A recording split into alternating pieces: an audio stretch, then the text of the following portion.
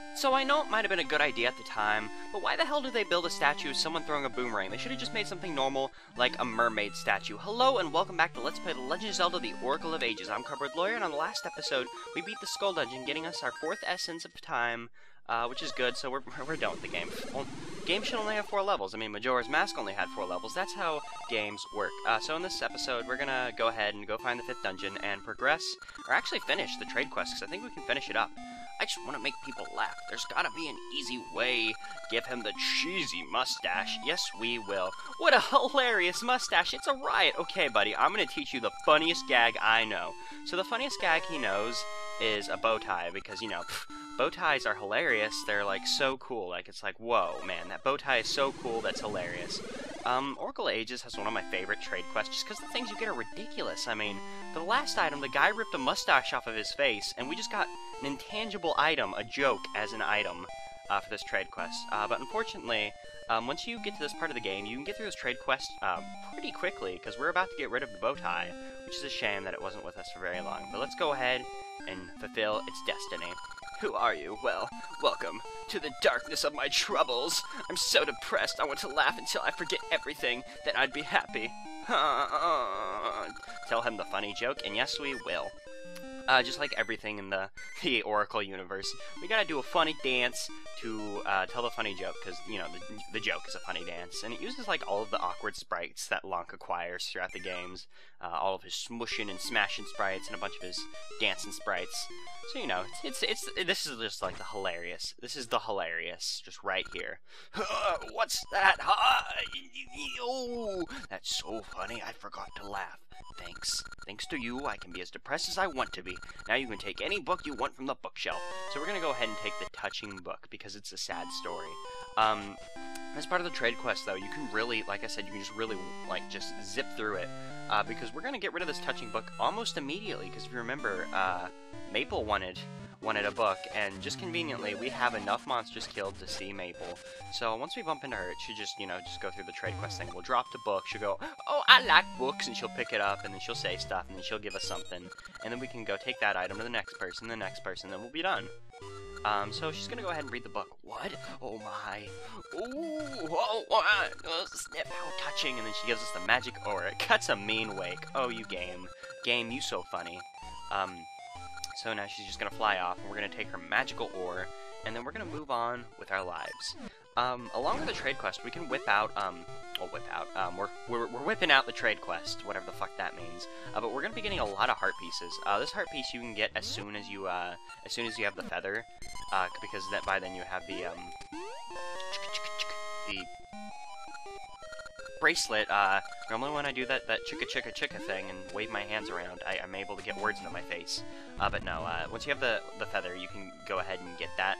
I just conveniently forgot about it, and darn, I was hoping we'd be able to pick up that, the boulder up, because if I remember correctly, there is a Gasha, seed, area right here, so we can just, you know, go ahead and plant seed, and it's all good in the hood, and, we'll go ahead and, just warp back to town. Not that it's, you know, it's not a long walk at all, but, you know, fuck walking. Walking's for lame people, like, man, I would just rather, you know, fly around everywhere in my magical tornado spawned by a seed. Yeah, we're going to be done with the trade quest in this first part of this episode, because you can just get it done as soon as you've beaten the 4th dungeon. Well, I guess you only need the switch hook, really, but, you know, if you get the switch hook, you'll just go ahead and beat the rest of the dungeon, because there's really no reason not to. You want to go ahead and take the ore to raft on. How goes the rafting? I'm thinking of entering a raft race, but I haven't been able to find a decent ore bro to race with. Give him the magic ore, yes. Whoa, that ore, it looks like a toy, but I like it. Thanks in exchange, I know. How's this? Lazily playing guitar while gazing at the moon is so nice. And then he gives us the sea ukulele, which he called a guitar for some reason. I mean, I guess it's similar. I mean, I'm not a musician guy, so I guess maybe a ukulele is just a type of guitar, but, you know, silly Rafton being a derp, as he does from time to time. But we're going to be getting a lot of heart pieces, as well as, you know, whipping out the trade quest. Which I keep saying whipping out the trade quest, whatever the fuck that means. Because I can think of maybe 3 heart pieces, including the one that we just got. Because if I remember right, we should be able to get into the secret entrance from the shop now that we have the Tune of Currents. because if you remember, the shop has this little fenced-off area that we're about to warp into.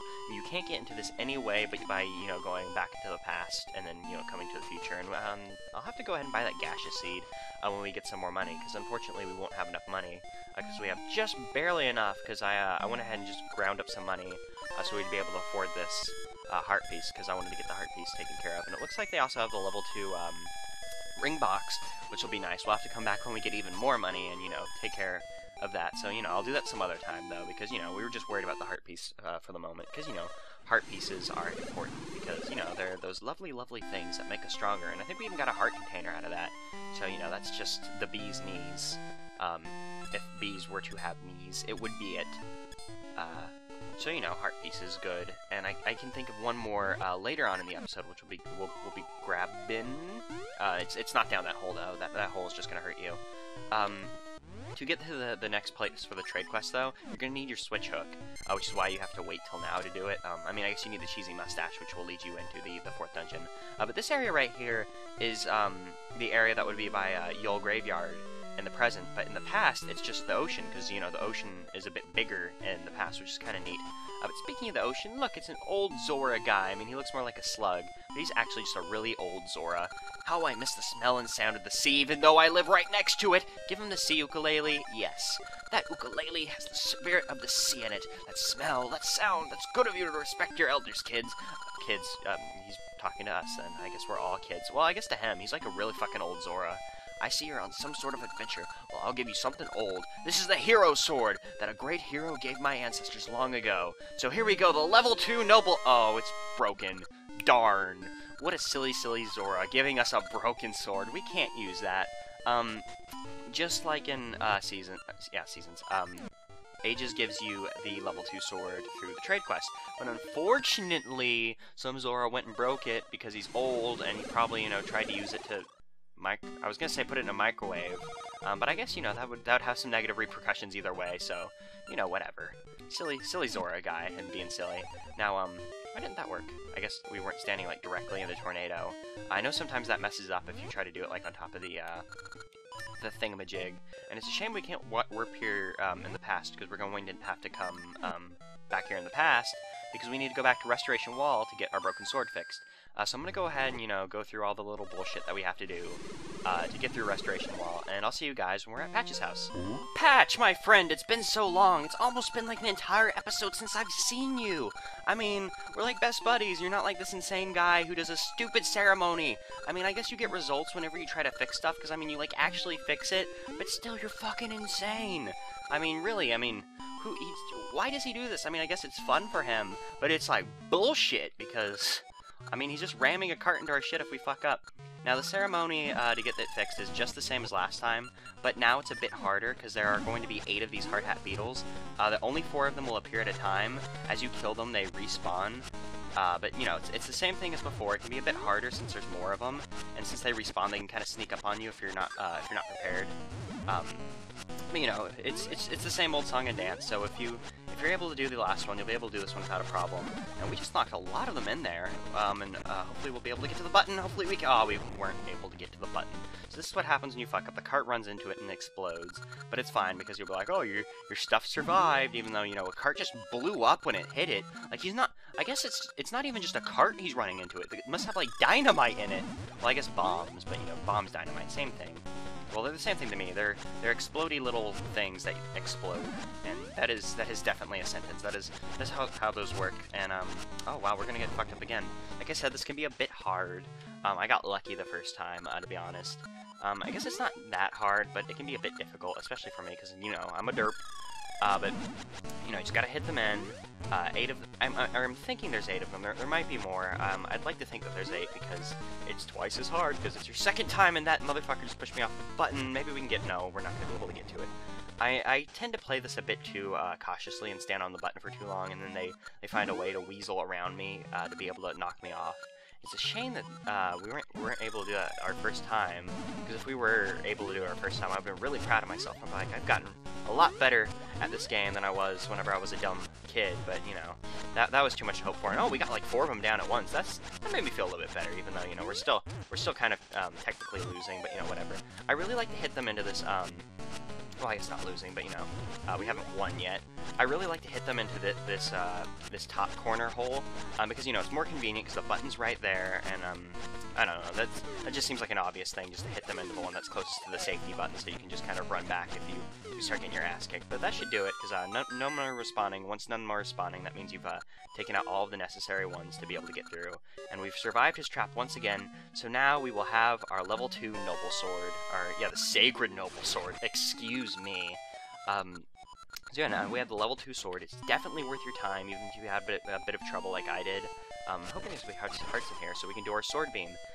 Just like the other one, we can do a sword beam when our hearts are full, but I actually have a ring equipped currently that lets us do our sword beam even earlier, so once we have lost a few hearts, we can still manage to pull off a sword beam, which I thought was a pretty convenient power. So I had to grab it, because the other one, I don't even remember what my other ring was. It's not, that's how unimportant it was to me, just that other ring. Now, now that we've gone ahead and taken care of the trade quest and grabbed a few heart pieces, we're going to go ahead and just continue on our journey, looking for level 5 so we can get more essences of time, and shit will be good. Last episode, whenever we beat the Skull Dungeon, the Maku Tree was like, hey, you should head up to the north of Nehru's house. But unfortunately, in the future, there's a big wall here, so you're not able to get by. But luckily for us, in the past, there's just these convenient diamond block thingies that you can just, you know, just switch hook your way over, and, I remember a lot of these gaseous seed locations, I'm surprised. But it's totally worth it to come over here, not only because you have to come here for plot reasons for the game, because there's motherfucking Gorons! This is the home of the Gorons. Aw, look at the Gorons, they're so great, I love them so much, look at them! They're punching rocks like Gorons, they're so happy. Oh, their elder's buried alive, I guess they're not happy at all. So they want a bomb flower, so they'll be able to blow up these rocks, but unfortunately we don't have a bomb flower. Our bombs just aren't strong enough, their bomb flowers are better. But, you know, we don't have a way of helping them, so we're just gonna go ahead and just skip to the future and hope, you know, that they were able to tunnel through without the bomb flower, because, you know, everything's fine. They'll be fine, right? Like, the Goron Elder won't be trapped under there for so long that he dies out, and him dying out causes, you know, the Goron race to thin out, and they're near extinction. That's not a thing that'll happen, right? Right? So I don't know if that's actually a thing, but I've always kind of liked to think that, because there's only like a few Gorons in the future. Like, there's that guy up there, just walking around being a happy little Goron, doesn't care that his friends don't exist anymore because, you know, their elder died out. And actually, I think we need to go this way? No, we don't. I was right. Let's go ahead and talk to the Gorons and see what's crack-a-lackin' with them. Some weird building suddenly appeared here on Rolling Ridge. Some guy called the Great Moblin built it, but it's in our way. So the Great Moblin came from Hollow-Drum here to Labrinia, and he's causing a ruckus. So we're gonna go ahead and go kick his ass because, you know, we beat him in Hollow-Drum, so we might as well just, you know, be consistent and beat him again. Let's just see. Oh, it's 50 rubies. For a second there, I thought it was a 5 ruby thing because it looked like the 5 ruby. You know, 50 rubies is totally worth, you know, going out of your way for. Even though money isn't too big of a deal, but, you know, we'll want to go back and buy that level 2 box and that gaseous seed that we saw, sometime. That thing up there, though, I don't think that's worth your time, but, you know, we'll go out of our way and go ahead and grab it. Like I said earlier, we're going to be getting another heart piece, and if I remember right, this should lead you to it, because I remember the heart piece that you get from doing this, really screwed with me, because you'll see this heart piece a few times if you just kind of walk around this area, and it'll just drive you fucking crazy. You'll be like, how do I get that heart piece? It was one of the last heart pieces I got when I first played this game, because I never thought to walk to this other side of the room, just because I was like, man, fuck that side of the room, I don't need to go there. And just like the Gorons had said, the Great Moblin's taken over, so there's a bunch of Moblins just kind of running amok on Rolling Ridge, and I think this Goron actually has something important to say. I want you to go get at that Great Moblin, but I can't roll fast enough to get there. Long ago, on top of this ridge, there was a tree that had seeds that made you go fast. Even a Goron could roll at great speeds. So it sounds like in the past there was a Pegasus seed tree. So maybe if we get that, we'll be able to go fight the Great Moblin. Because at the moment, he has a booby trap system, and 30 rubies. I guess that's kind of worth it to go out of your way. I mean, 30 rubies isn't that impressive, but, you know, whatevs, dog. Actually, I think I'll go ahead and check it out, because, the Great Moblin, I mean, because here's his castle with his little bunny flag. Whenever you run through here, you eventually set off the booby trap, and it tries to, like, you know, close in on you, and without the Pegasus seed, you're unable to get to the end, and it just drops you into this little dungeon that's, you know, supposed to kill you, but, I guess there are fireballs. That would kind of kick your ass. But conveniently, there is a way out of the dungeon, so you're able to get out of here if you fall down here. And I actually think that there might be like a gaseous seed or something down here, because I remember there being like a little treasure down here, so I thought we would come check it out. Oh, look, there is a treasure. Let's see what it is. Oh, it's a ring. That's pretty good. I don't know if that's a set ring, because sometimes the rings and chests are like, they have set prizes, but most of the time I think they're random. I really don't know. I'm not too concerned. I just get shit, and then I'm just happy. That's how I play video games.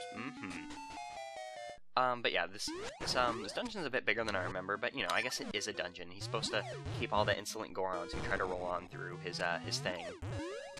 But what we're gonna do is we're gonna try and go to the past and find that Pegasus seed tree, and then, you know, just go kick his ass, because that's what we can do, and we like to do the things that we can do, because doing the things that we can do is what we were meant to do, and doing what you're meant to do is a thing you should do. Now, hopefully there'll be a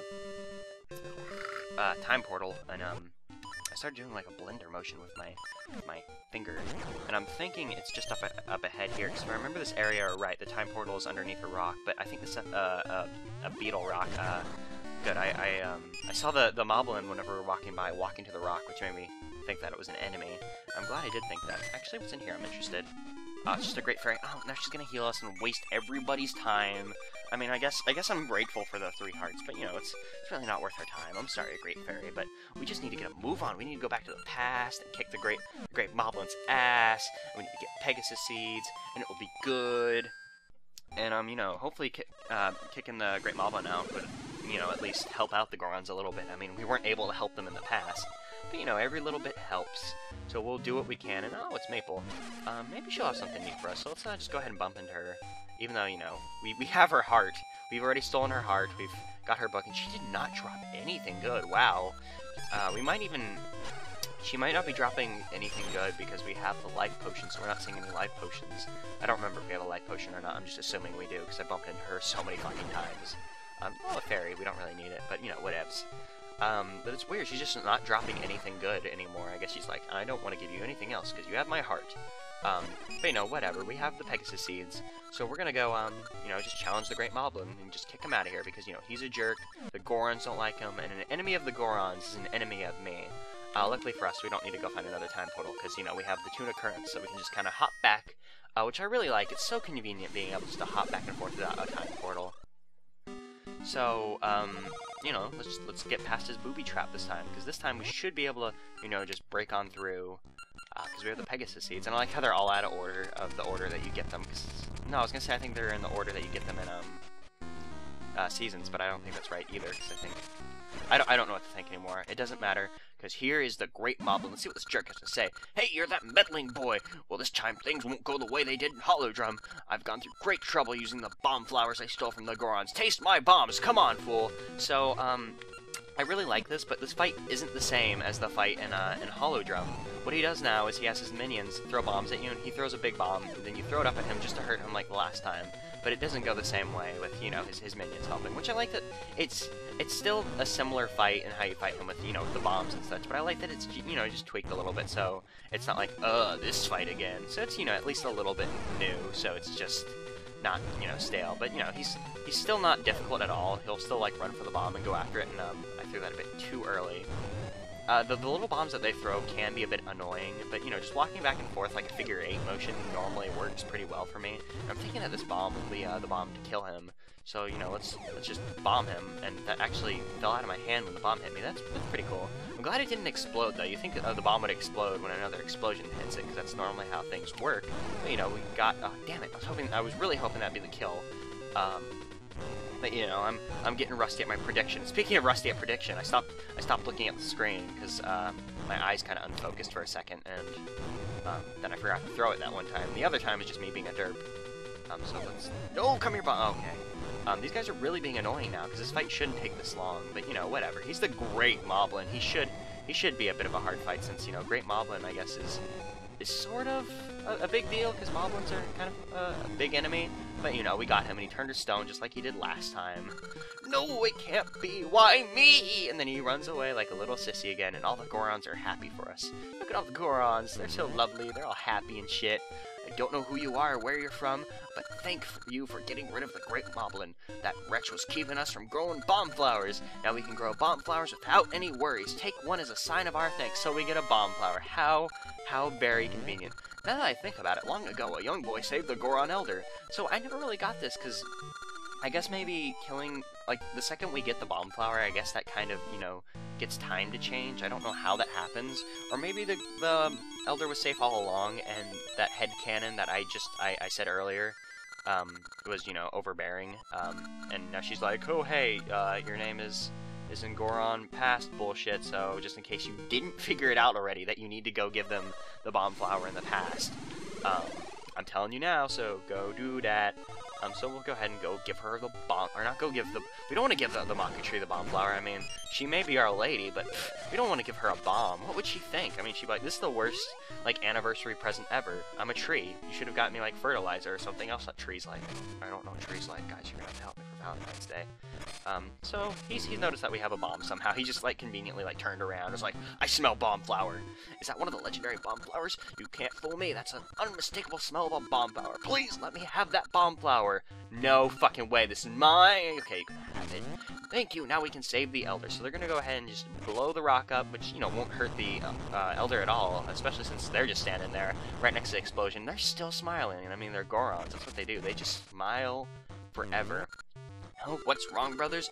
Were you worried about me? Ah, ha, ha, ha. A rock that size can't hurt me. I guess it was just maybe headcanon, just assuming that he died. I can't be bothered to think about it, but it doesn't matter, because he's going to go ahead and give us a key, which I bet you guys can guess, but it's the key to the next level. So, and they're talking to us about the bomb flower. So I don't know if, like, if the time travel in this game works in such a way that, you know, like, we save them in the past, and that's, like, the predetermined event, or if it's, like, Back to the Future logic, where you create timelines, which is sort of how I've always looked at it, because, you know, Back to the Future is, like, my favorite movie. Back to the Future, they're definitely up there. I'm not so good at, I'd have to sit down and make a list, but they're definitely up there. But, you know, Legend of Zelda Back to the Future, that's definitely what we're playing. But we're gonna have to go ahead and just make a quick hop into the future, because that's where the level is. It's not in the past. Actually, is it in the past? No, it's in the future, so they have a key to a door that doesn't exist yet. That's pretty hardcore. I mean, wow. I mean, maybe they said something like, oh, we made this key for this door that we're making, but no, they're just, like, badass, and they're like, bitch, we made a key, but we're not sure if it goes to a door, but, you know, we did it for the hell of it, and no, we actually need, just the seeds, not the seed shooter, because we need to lay down a Pegasus seed so we can run. It's good to see that, you know, the normal seeds, still get use after you get, you know, the great thing that is the seed shooter, because I love the shit out of the seed shooter. But speaking of the seed shooter, it's time for a dungeon. And, wow, that was cool. You put the key in and, like, the door raises a bit more. Maybe there's something here in the past. We'll have to check that out, sometime, just to see what's here in the past, to see if, you know, that key had any purpose in the past, or if they just made it for a door that exists in the future. But, you know, we'll go ahead and check out the dungeon next time, because